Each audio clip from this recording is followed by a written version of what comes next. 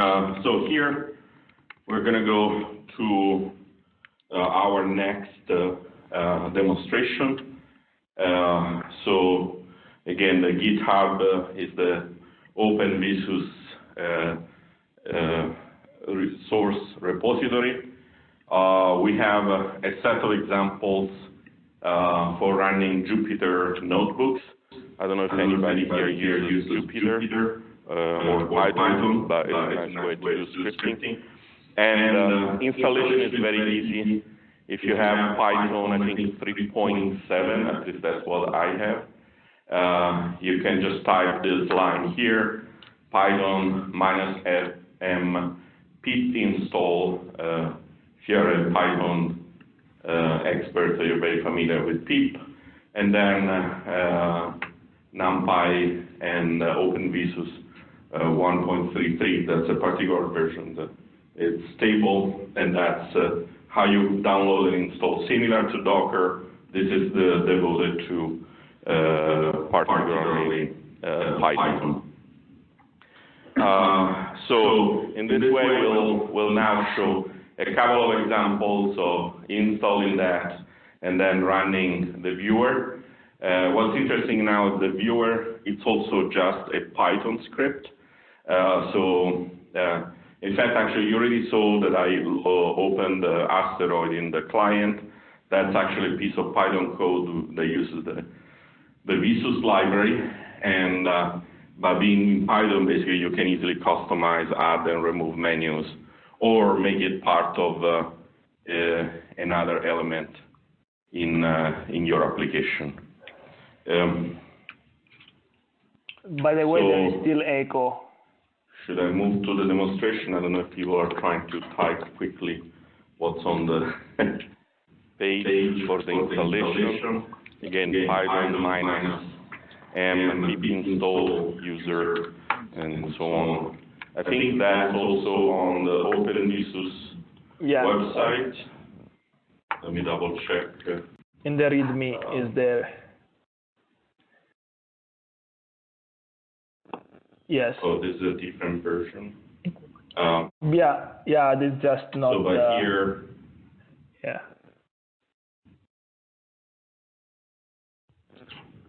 The instructions are the same. Just here you see the Python install pip upgrade. So this is kind of the longer version, but we're now using 1.33. We need to update here. We have 1.2. Yeah. 182. I don't know if they're really significantly different. Yeah. You cannot hear me. Chiming on that. And then there are a few examples. Steve, should I start first with the? Yeah, you can. Can you hear me first of all? Yes, use the image first. Yeah, just to show the Python scripting. Okay, and then I'll switch to you. Then no, you can do that as well. You did try the install with Python and run the Jupyter notebook. We can do it from your side if you can hear me. Okay. Do you still have the echo problem? A bit, yes, it's still there. Because I cannot work with you and have you on mute. So, but worst case, you can share your screen and just do it. Okay, no, but let's do it on your side so that we can use the asteroid data that you have still there. So you can do the okay, the viewer with the scripting with the image. Do you still have it? Okay, so first of all, I'll just do the installation. I'll look for my PowerShell. Maybe I need to open another one. No. So here we do Python pip install.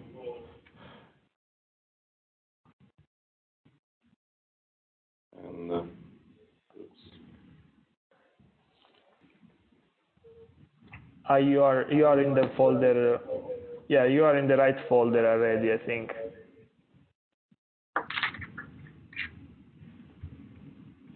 I am in the right one. Yeah. Yeah, you can try directly to run the, try to do, there was. Yeah, but I'm doing the pip installation. Yeah, it did already.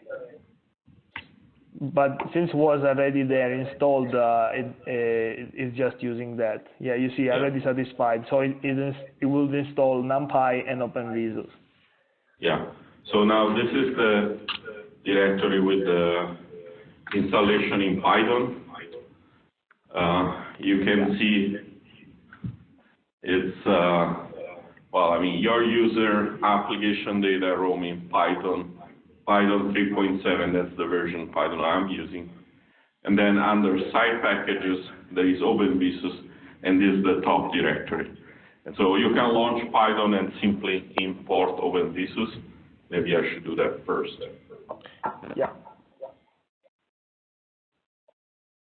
Or we can show it through a Jupyter notebook if you want. Yeah, let's start simple and then. Okay. So first of all, so do Python.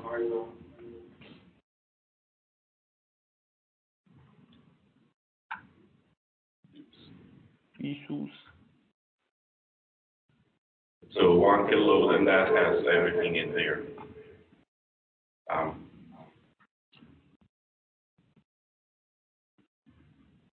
VSUS viewer. So you can launch the viewer from this batch file, vsus.bat. Obviously, under Windows, you can also double click on that. And again, this is just Python code. And now you have a full VSUS viewer.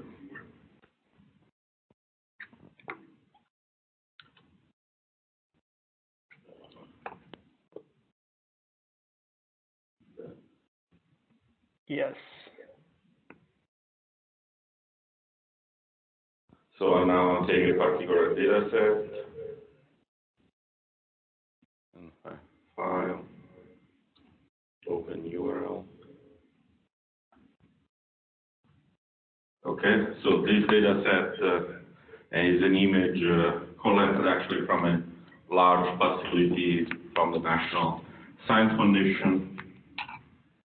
This one we're streaming from our server in Utah. Oops, what did I do? And so what's interesting, in addition to the regular analysis, the regular visualization aspect, we can bring out a Python window on the right. It's called scripting. And so, for example, in this case, we wanted to see, like, let's try and segment those regions with the snow.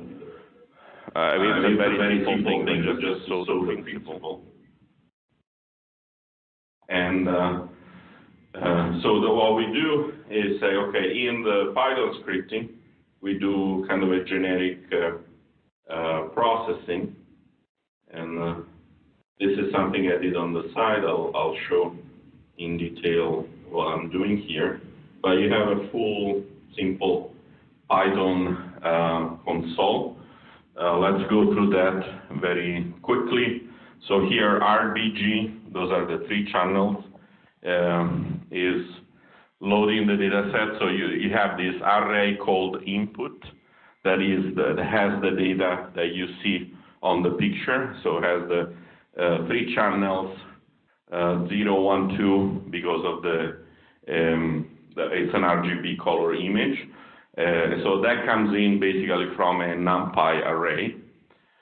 And then we call input 1 a combination of R, G, and B. And then we decide what is a threshold that we want to do to filter the data. So once we compile, so it becomes a grayscale image. And then we do this array utils, threshold, input 1, and LO is the threshold, and the keyword aborted that is needed in case things don't work. and then the pound is a comment, so I can flip from regular image, and output is another keyword. So input and output are the image that comes in, and the image goes out for visualization. So if I do run now here, I have segmented this data set, and of course it is computed in real time. As I move it, it's not computed the whole thing up because it is actually very large. Being a Python script, I can go in and, for example, change my threshold. Again, this is very simple, but I think illustrate the potential flexibility. So this could be 200 instead of 240, and now the filter is different. And also I brought this commenting away. So if I comment the new output and I simply do output like input, I go back to the original image, so I can flip back and forth. Okay, so, but the idea is very simple, but yet powerful. You have a full Python interpreter. You have this variable input and other variable output that you read the data that you see on the screen, and then you write the data that goes back to the screen. So you add this filter to that on the fly. And there you can bring in all the machine learning, image segment, all kind of library that come from Python, because it's just a full Python interpreter. Okay? Any question about this? So very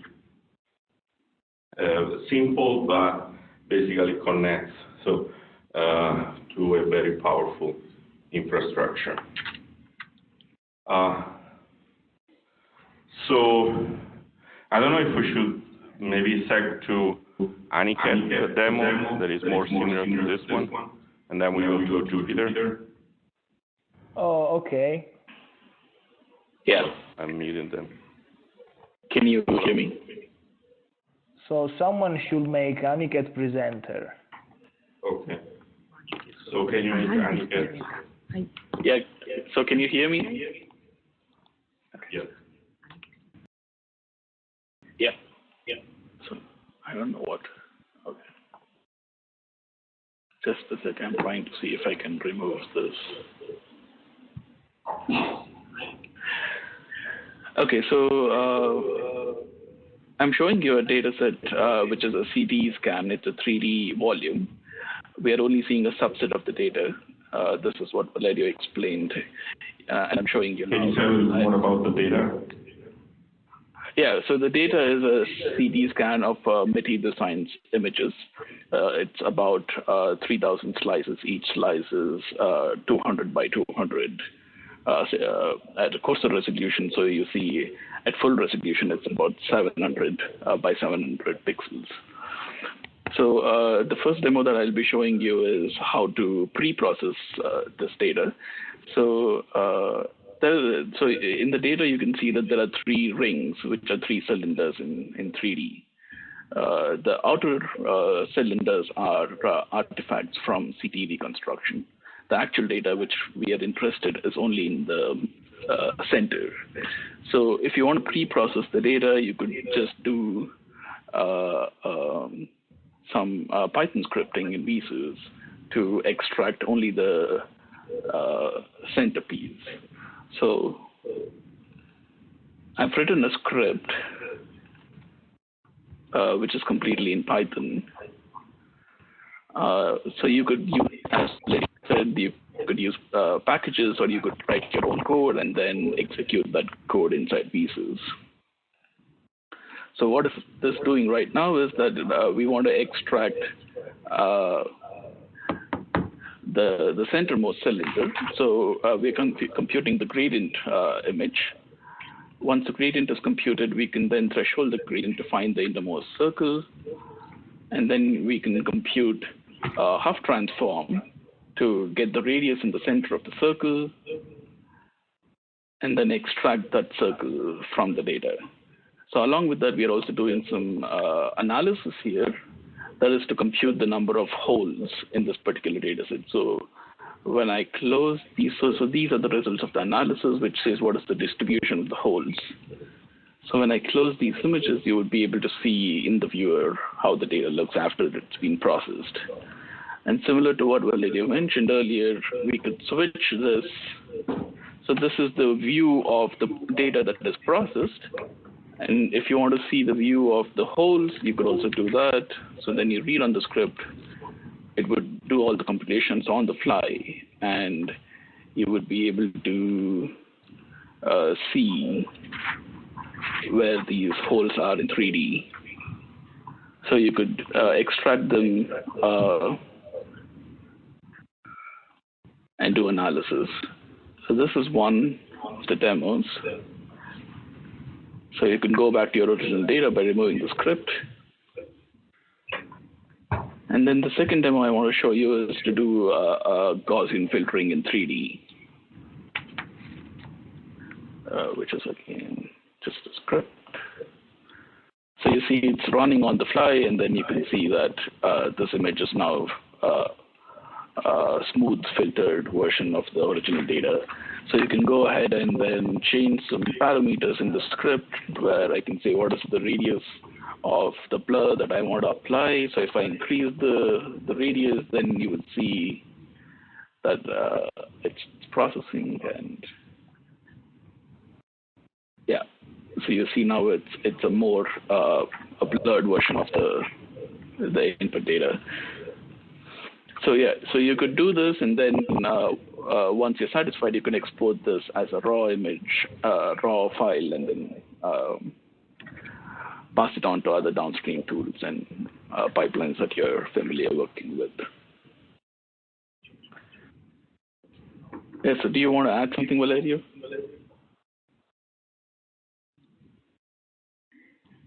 What?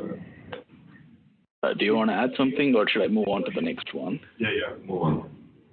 Okay, so now I'll show you an example of running this from a Jupyter notebook. So in this example, what you'll be seeing is that I'm actually loading a raw image from my hard drive, and then passing that image as an input to VSUS. So you have a NumPy array, which is the NumPy array is reshaped to the size of the. So there is the echo. It's an echo.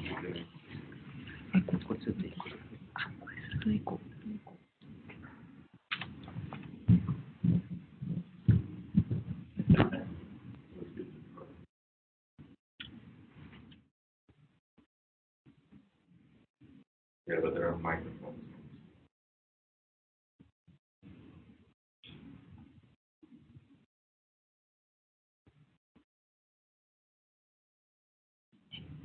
Okay. You can go ahead now. Yeah, so you can load a raw file as a NumPy array, convert that, reshape it to the size, the 3D, actual 3D volume, and then you can provide that as an input to VSUS. So you see here that I'm calling the scripting node, adding a user input. The variable name is Beetle, and then I'm giving the NumPy array as a VSUS array to the script. So now if I run this example from Jupyter Notebook, it'll open the VSUS viewer, and in a second you should be able to now see the data. So you could go to palette, change the palette, and then do that. And then in the scripting, if you see, you have output is equal to Beetle. Beetle was the input that was provided as a user input from the Jupyter Notebook. So then you could also send the data back to the Jupyter and then continue doing process in Jupyter.